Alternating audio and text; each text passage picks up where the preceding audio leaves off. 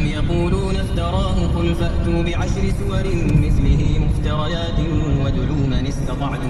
وادعوا من استطعتم من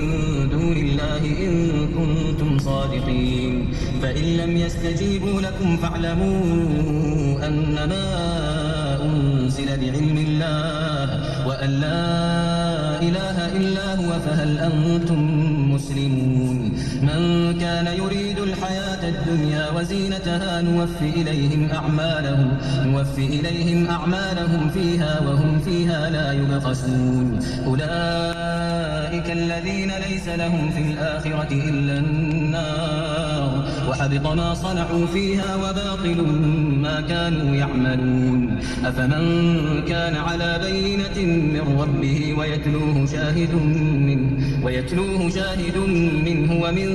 قبله كتاب موسى إماما ورحمة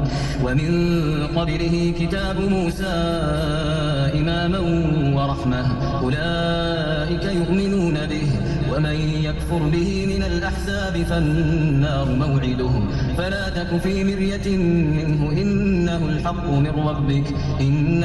من ربك ولكن أكثر الناس لا يؤمنون ومن أظلم ممن افترى على الله كذبا أولئك يعرضون على ربهم ويقول الأشهاد هؤلاء الذين كذبوا على ربهم ألا لعنة الله على الظالمين الذين يصدون عن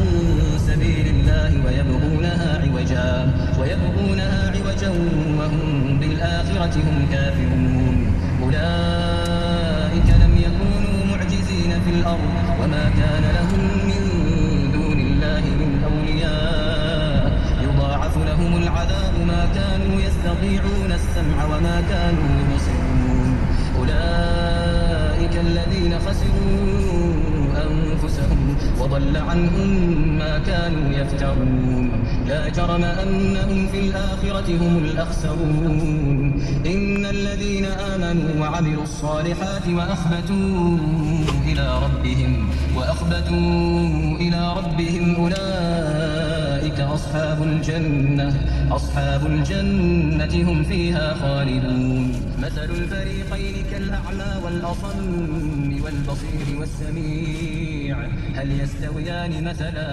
هل يستويان مثلا أفلا تذكرون ولقد أرسلنا نوحا إلى قومه قالوا لقد علمت ما لنا في بناتك من حق وإنك لتعلم ما نريد قال لو أن لي بكم قوة أو آوي إلى ركن شديد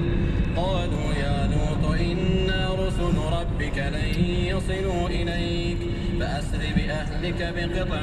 من الليل ولا يلتفت منكم أحد إلا